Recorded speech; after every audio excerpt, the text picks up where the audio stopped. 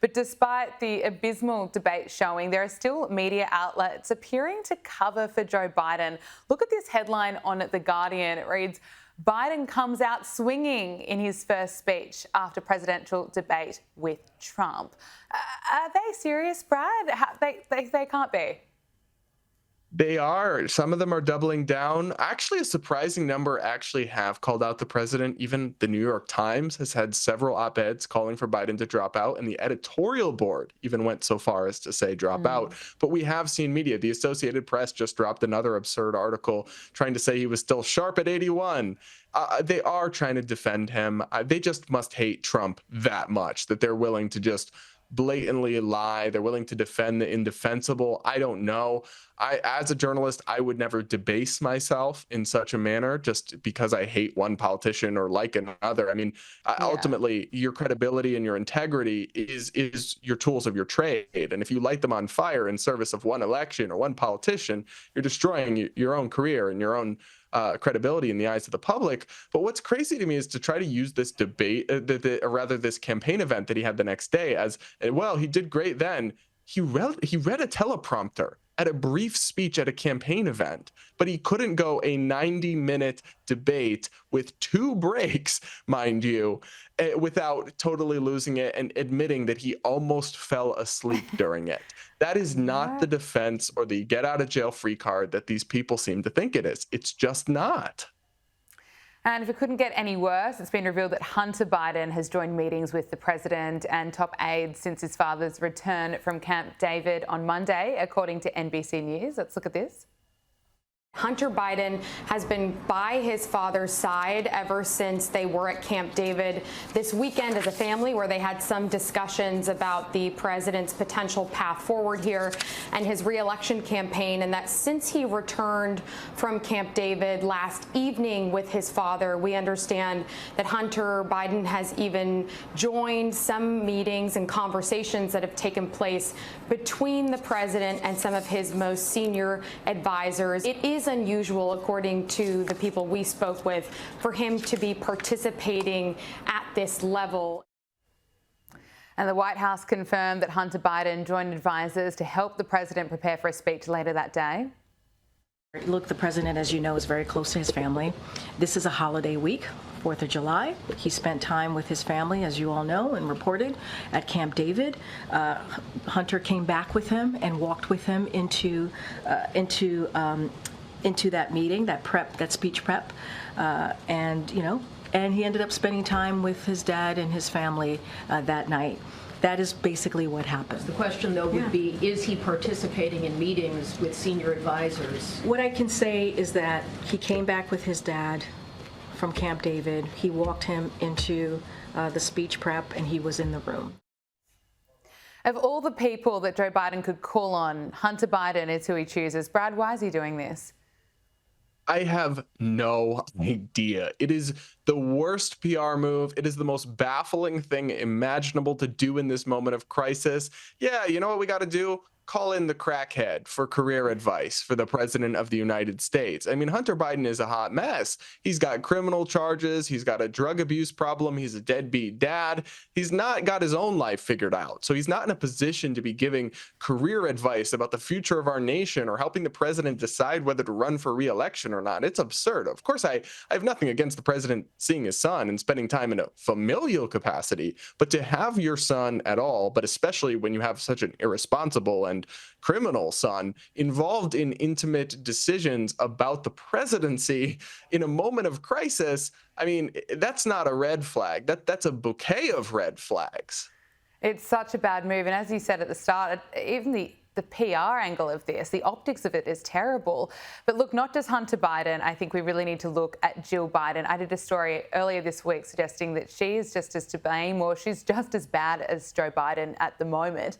The First Lady featured on the cover of Vogue magazine wearing a $10,000 suit, where she insisted that Joe Biden will not step aside.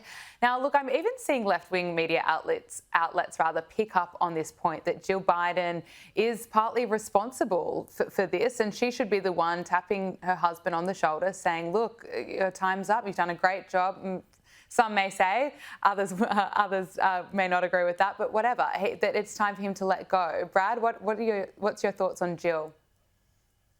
I look at this point, the First Lady's enabling elder abuse, and I get that she wants to cling to the spotlight and that this is the most relevant she's ever been. I know anybody human, that like allure of power and attention is going to be there, but your husband is humiliating himself in real time in front of the public and humiliating our country and making us look weak in a time of international conflict and war. And you don't take him aside and say, listen, Joe, we've got to stop. You've got to drop out. If he really, I mean, if she really was looking out for her husband's best interest, Jill Biden would tell Joe not to run again. She would be counseling him to drop out. And obviously, we don't know what she's saying behind closed doors, but based on what she's saying publicly, she is encouraging him to stick in the game. And I think that's really, really disturbing. It's not what you'd expect somebody to do if they have the best interest of their spouse in mind. Yeah, I think seeing her on the cover of Vogue did her husband no favours. Former Fox News host Tucker Carson claimed on X that Jill Biden's actions have deteriorated relations between the Bidens and the Obamas while trying to revive her husband's campaign. So I'll read you part of the tweet from Tucker Carson. It says, from an unusually good source, Obama's tweet supporting Joe Biden was disingenuous. In private, Obama is telling people Biden can't win. Brad, what do you make of that? Yeah, obviously I can't confirm or deny this report from this source, but it wouldn't shock me whatsoever. We just saw two major Democratic governors, Gavin Newsom and Gretchen Whitmer of California and Michigan, respectively, come out with almost verbatim tweets today saying, I support the president in his decision to run again. It's like the talking points have gone out from up top. But behind the scenes, I think almost all Democratic politicians and operatives and even media personalities are admitting that something is wrong here. Will they cling to Joe and just decide to stick with him? I actually think so. I do think he will stick it out. I could be wrong, but I think he has a little bit of a God complex. He thinks he's the only one who can beat Trump and save America from what he views as the horrors of a second Trump term. So I think he'll stubbornly cling to it. But no, I'm sure if we could see the group chat with Obama and a bunch of other Democrats right now saying what they really think about Joe Biden, it would be totally different than the PR tweets they've been encouraged by the White House to put out. I don't take a lot of that at face value. Obviously, that's PR speak more than truthful, honest analysis. Absolutely. Would love to see that group chat as well. Nearly a third of Democrats think that Joe Biden should end his re-election bid after his poor debate performance against Donald Trump, according to a new Reuters and Ipsos poll. We also know that Joe Biden is going to give his first post-debate interview with the ABC. Brad, what can you expect? Are you surprised that he's actually going to front up to the cameras again?